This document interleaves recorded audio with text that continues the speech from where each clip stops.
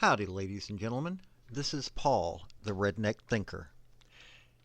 Thomas Jefferson said, "If you want something you've never had, you must be willing to do something you've never done." Benjamin Franklin said, "Without continual growth and progress, such words as improvement, achievement, and success have no meaning." Basically, get off your duff, get to working, you've got dreams, you've got goals, you've got to do what it takes to get them.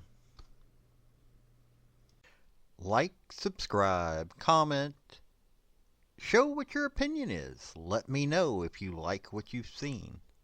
And I thank you for your support. Howdy, folks. This is Paul, the Redneck Thinker. I read an article that I thought that y'all might be interested in some perspectives on it. AP said dozens of pregnant women, some bleeding or in labor, are turned away from ERs despite federal law. And another article, 2 women say Texas hospitals wouldn't treat their ectopic pregnancies, each lost a fallopian tube. Now, both these articles mention Texas, and the first article mentions Florida. And they're talking about ectopic pregnancies, which means that it's not where it's supposed to be. I'll get into that here in a minute. But I find it interesting that these hospitals are turning away women that quite obviously need medical care when both Florida and Texas say medical necessity trumps all else.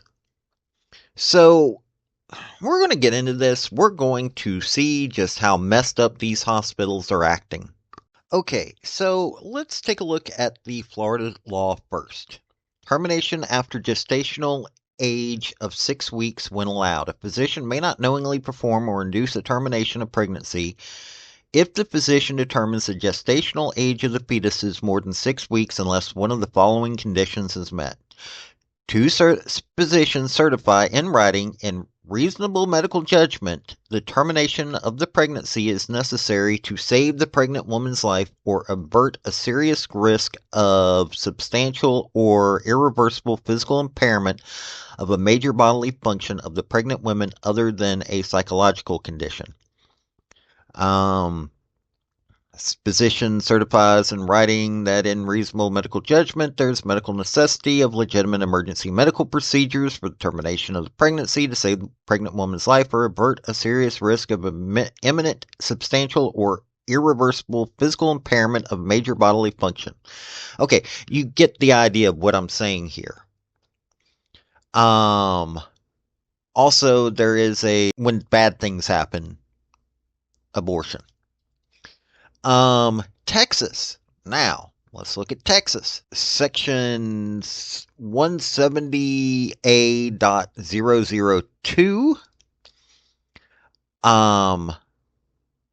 That it can be done if a patient must have a life-threatening condition and be at risk of death or substantial impairment of a major bodily function if the abortion is not performed. Substantial impairment of a major bodily function is not defined in this chapter. Well, okay.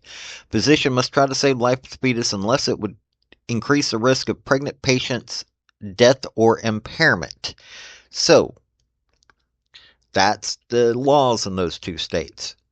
Okay, for you folks that don't know what an ectopic pregnancy is, pregnancy begins with the fertilized egg. Normally, the fertilized egg attaches to the lining of the uterus. An ectopic pregnancy occurs when a fertilized egg implants and grows outside the main cavity of the uterus. An ectopic pregnancy most often occurs in a fallopian tube, which carries eggs from the ovaries to the uterus.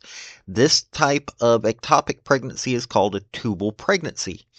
Sometimes an ectopic pregnancy occurs in other areas of the body, such as the ovary, abdominal cavity, or lower part of the uterus, cervix, which connects to the vaginal cavity. Ectopic pregnancy can't proceed normally, the fertilized egg can't survive, and the growing tissue may cause life-threatening bleeding if left untreated.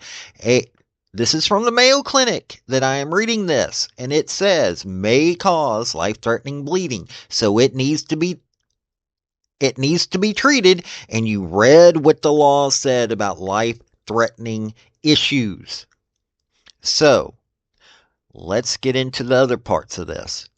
So, the first article that I read, bleeding and in pain, Kylie Thurman didn't know her doomed pregnancy could kill her.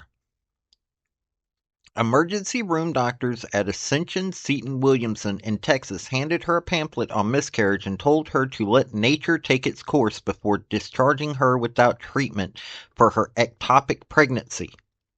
Listen to that. They discharged her because of her ectopic. She returned 3 days later, still bleeding. Doctors finally agreed to give her an injection to end the pregnancy. It was too late. The fertilized egg growing on Thurman's fallopian tube ruptured it, destroying part of her reproductive system.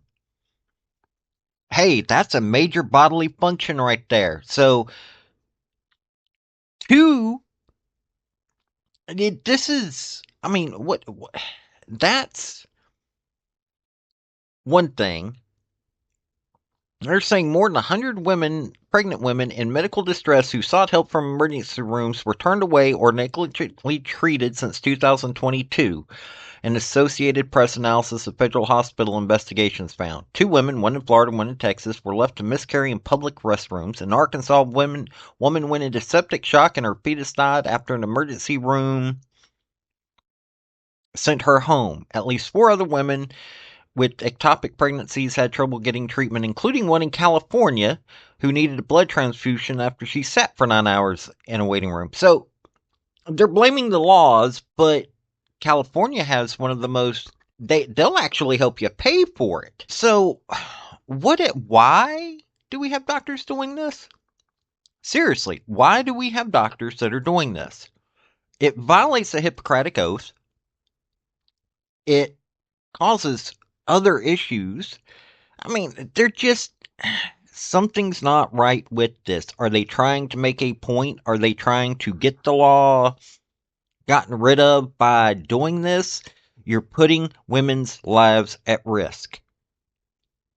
You're destroying the reproductive system. They're not going in there. You're not Planned Parenthood. They're not going in there to do anything but get medical treatment. And yet this is what's happening. It sounds like we need a major overhaul of how doctors do their job if this is what's going to happen in our emergency rooms. But I thought that y'all would like to know about this. Folks, I just want to say thank you for listening. I want to thank you for taking your time. I want to hear what your comments are about what you think on this topic, because your comments are what's important, not necessarily mine. I don't care if you're Republican. I don't care if you're conservative. I don't care if you're liberal. I don't care if you're Democrat. I want to hear your opinion on these topics. I want to thank you yet again for listening to my video. Like, subscribe, and all that other hoopla. This has been Paul, the Redneck Thinker. Y'all have a good day now. Bye.